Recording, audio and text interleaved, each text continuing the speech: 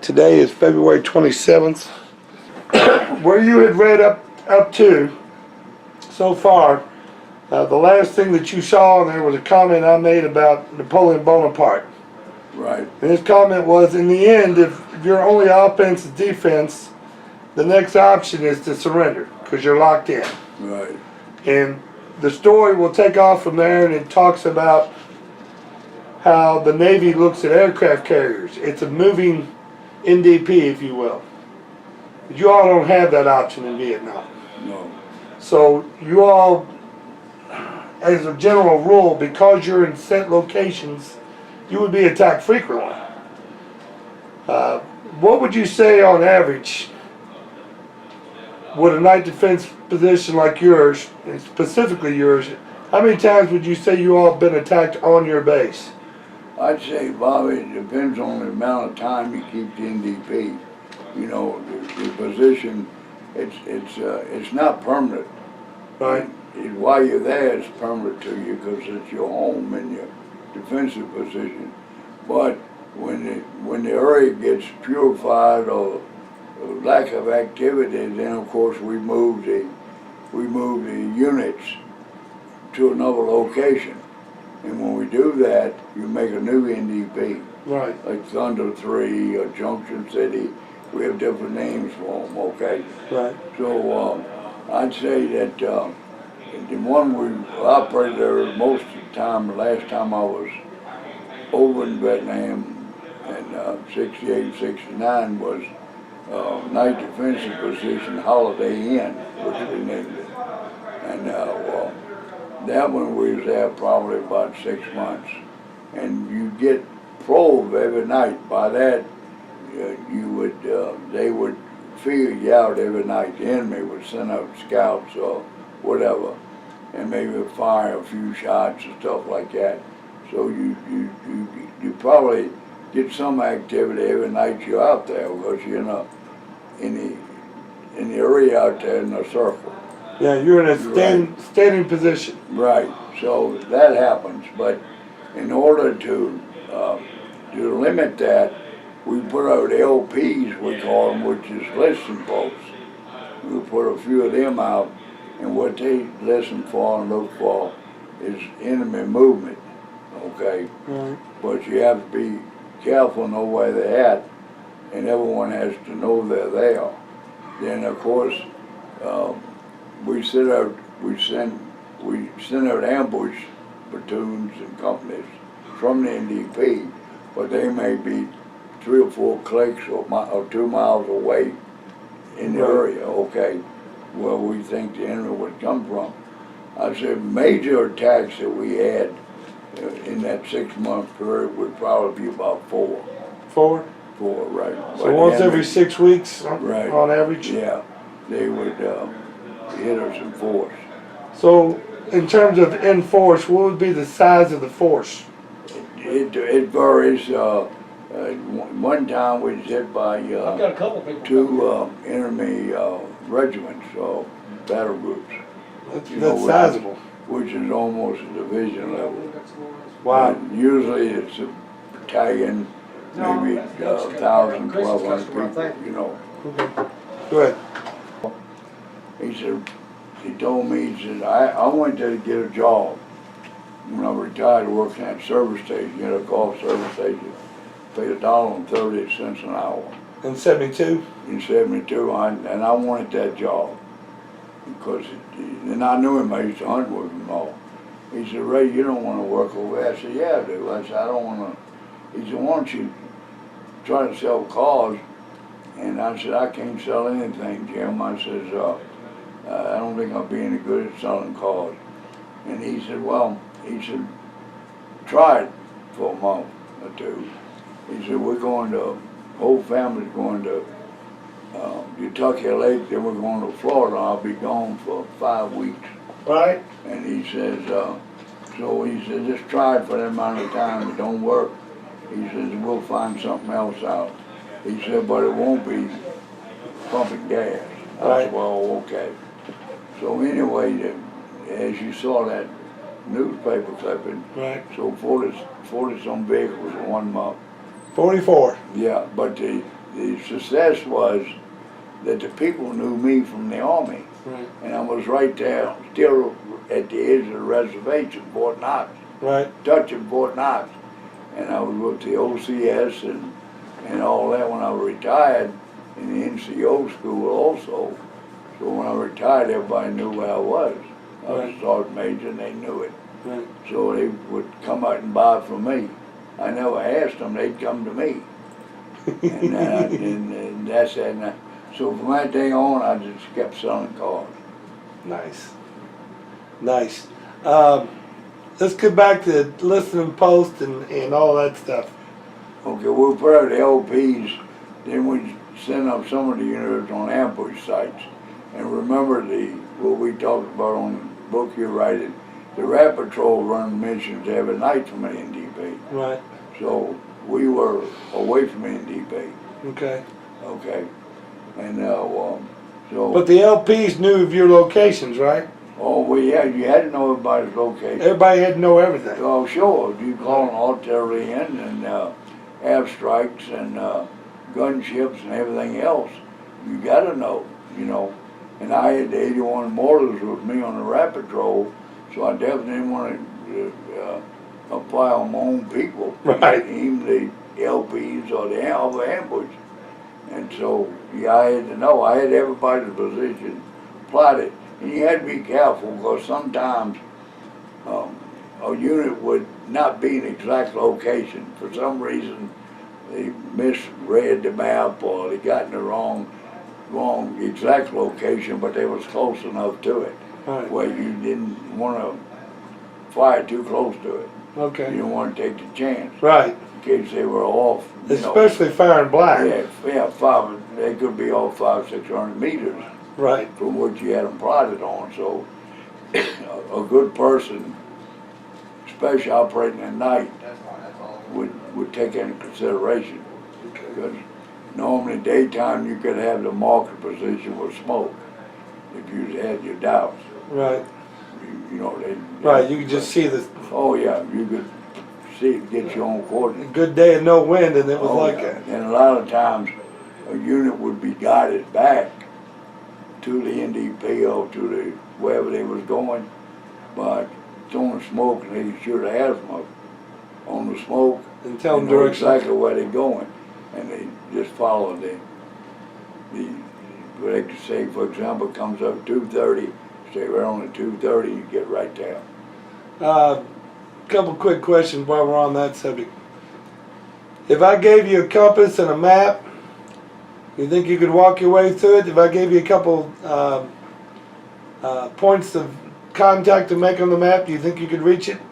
Yeah, I think so. Yeah? You still got the touch? In Korea I couldn't. Right. Because I didn't know anything. Right. But we got through it anyway. When did you start learning how to do all that? Because you're right, you were When I got back from Korea, I went to the 10th Division NCO Academy at Fort Raleigh, Kansas. And they taught all that there? Well, a lot of it did. It takes a while to give. You gotta really to really be able to read a map. You gotta understand it, and you gotta have map reading classes, which we give. Right. When you're in garrison, you just don't sit there. You have classes all day. Right. You know, different classes. It might be on a rifle, it might be on a map, it might be on a compass, it might be anything. Yeah. Clean your guns, whatever. Right. Yeah. CBR or chemical training. But you train, that's one thing good about the Army, is the fact that they don't waste time. They use every minute they got. Every minute for training, right. A lot of people hold the opinion that once you make that oath to go into the military, that they own your ass. And they'll say it in those terms. Uncle Sam owns your ass. Right. That's the old saying, you know. Yeah. There's another statement I wanted to bounce off of you, because I want to dissect the difference between what you see in the movie versus the reality on the ground. Yeah. The movies will depict, if you watch, some of these Vietnam movies, they'll use the term "gooks in the wire." Yeah. You ever use that line? Yeah. Did you? Yeah. So it's pretty common then. Right. You got any other one-liners of that nature that you'd say was pretty common in Vietnam?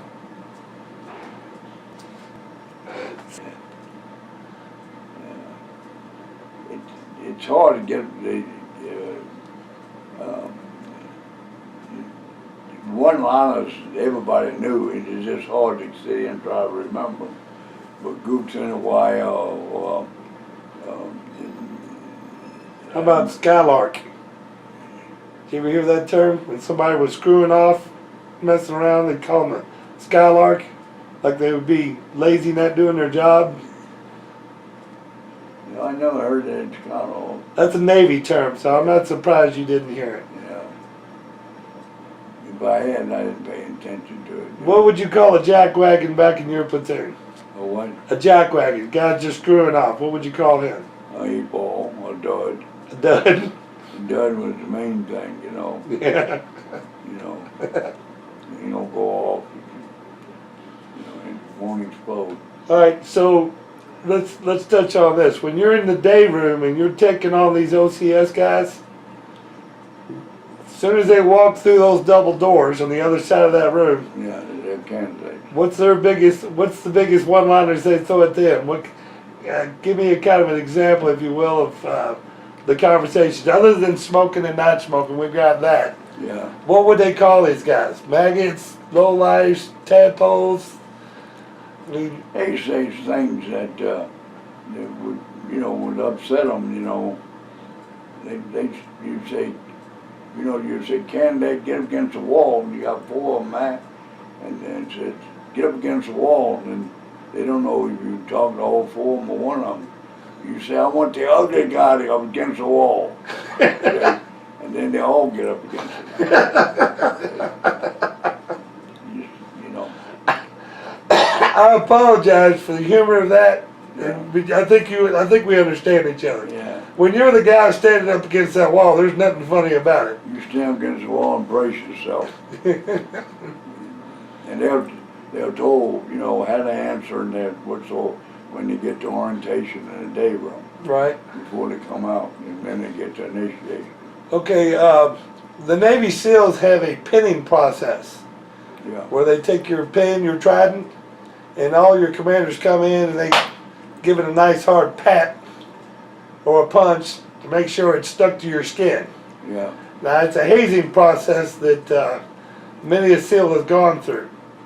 But I'm curious, when your OCS boys, your cadets come out and they hit, you know, they're second lieutenants, do you have a hazing process? Did they have a hazing process? Once they're second lieutenants, you got to remember that the DAC NCOs, you know, from then on has to, and you teach this throughout the training, so therefore once they're commissioned, you follow me, Right. take the oath, they do it as a class.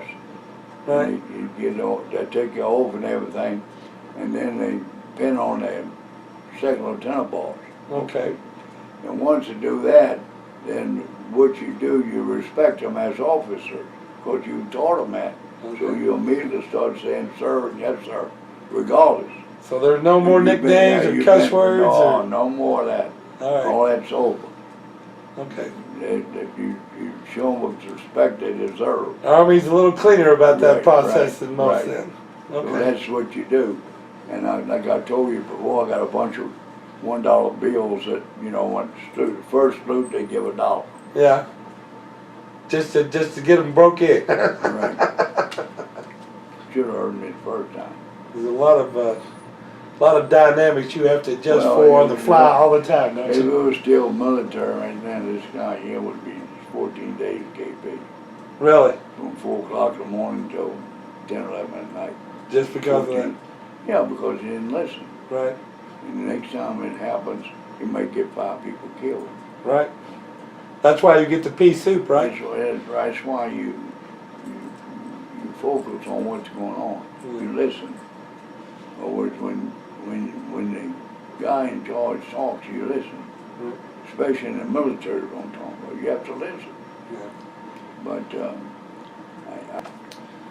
Let's see. Night defense positions, LPs. Coming back in '69.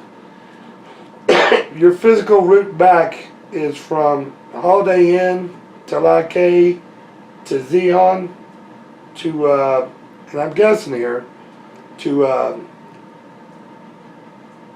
what's the name of that big air base? Thompson New. Yeah. Long Bend. At Long Then Beach. you ship out, right? And then Long you Bend ship is out. where the receive your troops and ship out from. Now, in the book I wrote that when you got on the bus from Tonsnut to Zion, and from Zion up to YK, you're in a bus with a screen over the windows. When I came in, That's actually Moose's story, yeah, when but I came- thought it applied to you too. Yeah, when I came in, that's what I did. But when I left, I didn't do it that way. How'd it I go? took my Rapid Patrol Jeep all the way to the plane. Really? Yeah, Good for you. I thought that was deserving. yeah, all the way to the plane. Bobby's gonna come out here and help sell cars in a minute. Let's find you a blank appraisal sheet when If you get another person, I'll come out. Thank you. What was you talking about? You took your Jeep all the way into All the way Tonsnut. in, yeah, see, the Sergeant Major McVie then was a Strickland, you know, and his wife was in Radcliffe, and he had went on Hong Kong and bought some souvenirs for her, you Yeah. know. And he had knew I was coming back to Fort Knox, and I knew him a little bit, you know. Right. And he asked me if I would stop by, you know, and pick up the stuff and hand cart to his wife. And I said, yeah, I'll be happy to do it. Right. And so when I went to McVie headquarters, I took my Jeep back. And when I got there, he told me, he said, when are you leaving? I said, I don't know. I said, I haven't checked in on it and that thing. He said, well, let me call Pitts. Pitts was a sergeant major at Long Bend. Uh-huh. So I knew Pitts from Louisville. Okay. Okay. So I called Pitts and told Pitts I was over there and had my orders go back. And they had the idea when I could leave, and it usually takes you 3 or 4 days. Pitts said, well, I got a plane landed now. He said, take off in about 2 hours. On the tarmac. Yeah, ready. And so Strickland told me, he says, take my sedan, you know. He says, and I'll get you take my homie sedan over to the airport, Tonsnut. He says, Pitts said, meet him over there. You don't have to go through Long Bend. He'll take care of everything. So I said, okay. So I had my Jeep driver to just follow the sedan. I stayed with my driver. Absolutely. Make him feel better. So anyway, we followed the sedan over, the sedan right to the Jeep gate, and the driver told him we was behind him, we was clear. Yeah. So we got on the air base and went over there, and the driver knew where to go, you know, the sedan. Right. So we went there, and we got there, well, Pitts was waiting on me. He says, you had to stamp my orders and everything. He says, you got to exchange, you got military pay script. And I said, yeah. He said, well, you got to exchange that for dollars. U.S. currency. Right, U.S. currency. So we went in, the Air Force handled that. So I went in, I gave them my money, and they converted it and gave me that. And he said, you be going on this flight here. And well, so we went out there, and the Air Force told them they already had the luggage loaded, you know, on the plane. Right. And they was lining up the troops to go out there and get on the plane. And they had some high-ranking people, full colonels on down. And the Pitts said, well, can you do me a favor? And he worked for the Air Force. He said, the sergeant major needs to get on this plane. He said, no problem. He, of course, added me to the manifest. Right. So I still had my bags. I had a duffel bag, is all I had. Right. And if I still had all my gear, Ammo and everything. everything. So everybody's in a hurry. So I took off the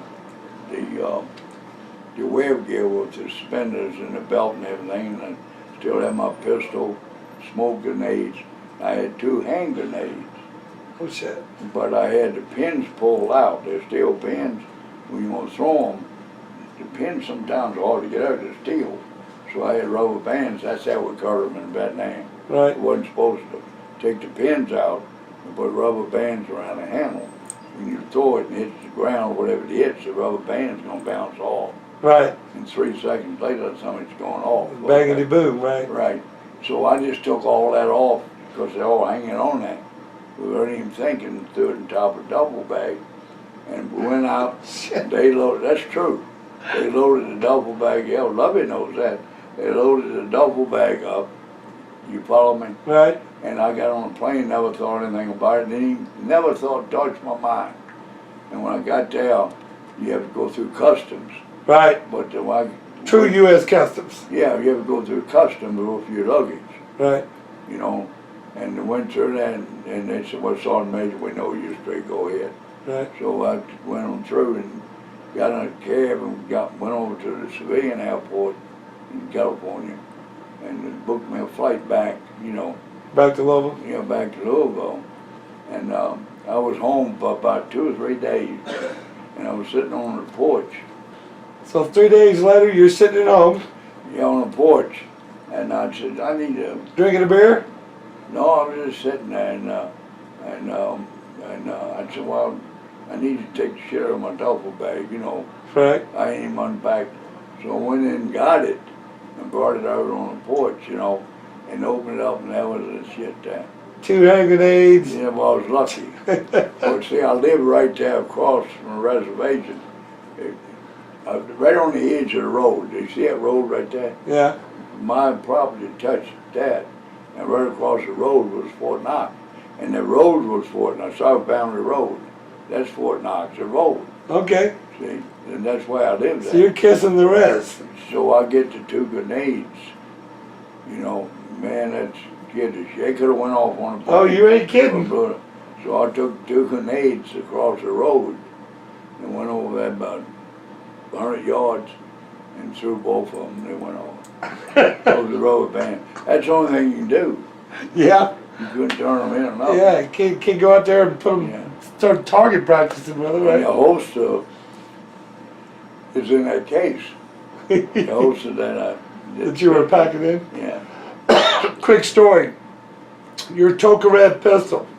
That 7.62 by 2.4 or 2.5 pistol you got. Yeah. It's a Chinese made, It's Russian made. Russian made. I'm sorry. Right. Came off a A Vietnamese. Vietnamese captain that was paying the PC. That's where that came from. Right, and right. Was that I had pictures down there. Right. Was that in the duffel bag? The pistol, yeah. But I had a permit to carry. I had filled out and I had authorization to bring that back. Yeah, I've seen. That was in it. I've seen the documentation on that, so I figured you had to have that done before you went Yeah, to the airport. I had that done. You know, Very proactive in all your it takes actions. about a week for my S1 sergeant got it done in a couple hours. But Okay. you have to have approval to bring back a weapon. In the story on Claymore, it is the S5 officer that's responsible for buying the water buffalo and all that kind of He's the stuff. one for coordinating the buying them, yeah. Okay, so I got that right. I was wondering if I had the wrong S, like it was No, S4 or S2. S5 coordinates it, Okay, and the higher headquarters approves it, and they bring them over okay. from Thailand. So, did anybody else on your rat patrols follow you into Tonsanut, or just you and your driver? Just me and my driver. That's all we needed. So you're driving up to the airplane with 2 M60s attached to you. You're Yeah, still but- loaded for bear. Oh yeah. You got your 81 mortars. You got your Claymore I didn't mines. even bring all that. On my Jeep, what I had was the dual machine guns, the M60 Yeah. and the M79, and the M16 rifle, and maybe 2 or 3 Claymores. Okay. You know, a bunch of ammo. But that's not something rare. That's happens. That's commonplace in that time yeah, frame. yeah, sure. You're in the combat area. Okay. No one pays any attention to that. And they're glad to see it, really. Okay. So you're on the porch. You blow up your hand grenades. It's 1970 now, about, or we still late '69. December '69. December 69. 1970, by 1970, you're back in OCS Brigade.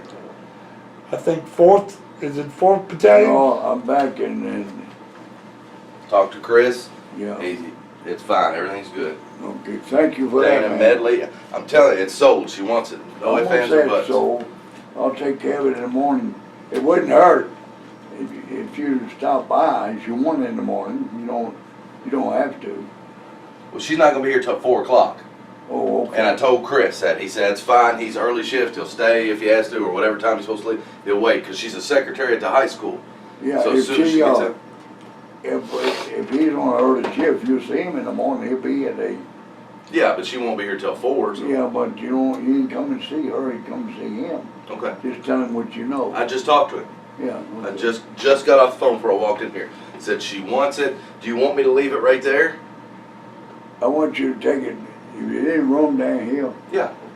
pack it, park it right down in that, right close as you can to where I park. Okay. If you can get there. Yeah, I can. You lock it up and bring me the 3 or 4 key. spots I'll there. move my car You're if you fine, need to. Bubby. No, no more. Bring me the key. Okay. And it's a good job.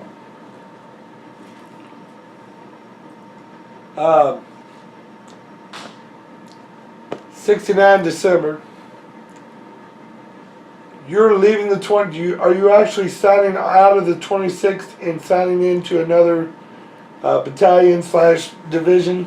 No, when I was reported Vietnam, I was leaving 2600. Right. And then when I reported in Fort Knox, I was reporting to the new unit. That's it. So I'm signing in. But when I signed in, when I got back, the OCS has been deactivated. Okay. So we had the NCO course. It took the OCS place, and I became a sergeant major that Of the 4th Battalion, NCO. School Brigade. In the school brigade, you're oftentimes not doing just that. You're doing other things as well. Like you made a recommendation to handle some recycle processes. Right. You made a couple recommendations for a few other things. You want to talk about that for a minute? They just started a concept of the all-volunteer army. Mm-hmm. You follow me? Right. So therefore, there's a lot of regulations or ARs and stuff, the army regulations, that they felt that was outdated, and they wanted recommendations on that. Okay. For example, some of the recommendations do away with reveille. See, but we didn't go along with that. Do away with retreat, put certain things that was done that didn't have to be done. Ryan, thank you very much. Yes, sir. Hey, you put it in the book? Yeah. Yes, sir. Yeah. I put it under Chris's name That's because good. that's who's supposed to come in and look for it. You done right. So the military as a whole is reevaluating itself, if you Yeah. will. So we changed especially a lot of SOPs that the school brigade had, or the armor school had, that you didn't need them no more. Yeah. And some of them was actually silly to laugh about it, but at the time you had it, you needed It it. was valuable. Yeah, it was outdated. So I worked on that a lot. So you held the reveille though? You got rid Yeah, most of the stuff, a lot of the stuff we held, I noticed there's a comment, one of your commendations covers not only the recycle of the soldiers coming back and being welcomed by a whole company and so on and so forth, but there's now a turn in the military to put more emphasis on the family. Well, that was part of the all volunteer was to do that, Bobby.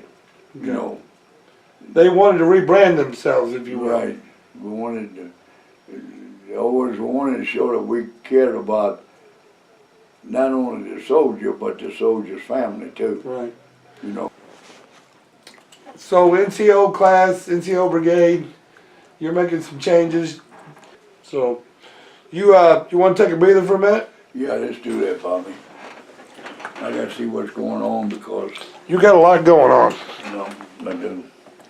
Just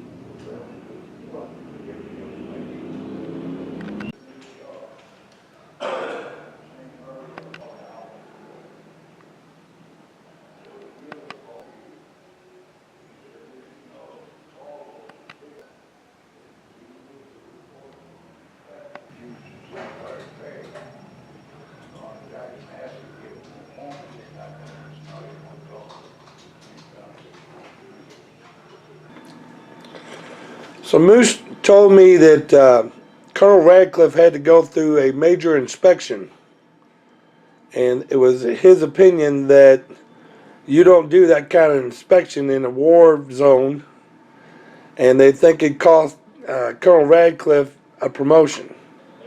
Does that ring any bells to you?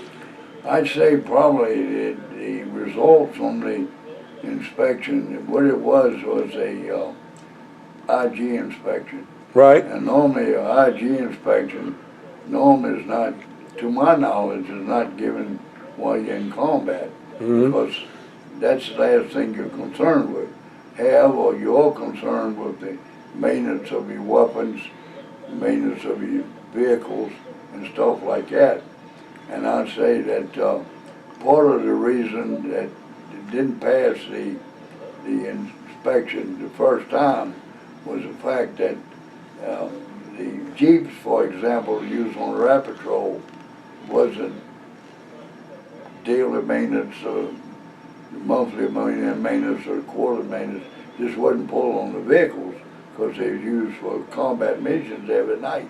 Right. So, but when the inspection came around, that part of it failed. The second part of it failed was that the bulletin boards that each company has and the company files they have didn't pass.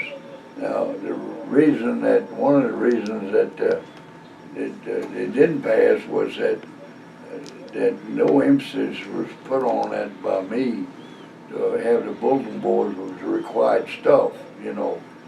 And the S1 sergeant just had other things to do, putting people in for the Purple Heart and promotions and R&R and stuff like that. And checking the units, the company units, was the last thing that we actually did. We put all our concern in the combat. And I think doing that probably caused the battalion to fail the IG inspection. And I think that it was not Colonel Radcliffe's fault any whatsoever, because the exec officer, who was a major, stayed in the rear area like gate and stuff like that, was what he should have had taken care of, as well as the S1 section. Okay.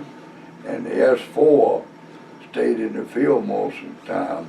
Moffitt was S4 officer for a while, and the S4 was concerned with resupply, ammunition, stuff like that we needed, not maintenance on Jeeps and stuff. However, I can see the concern on the CMI part of it, the maintenance on the vehicles. With the weapons was okay, but we just failed that, and I think I stayed an extra month to help get ready for the re-inspection. And the re-inspection we came out on top. Back to the IG inspection, though. Do you feel like that it was an unwarranted inspection? No, I think it was a scheduled inspection, and we was due for it, and every other battalion had it, yeah. Okay.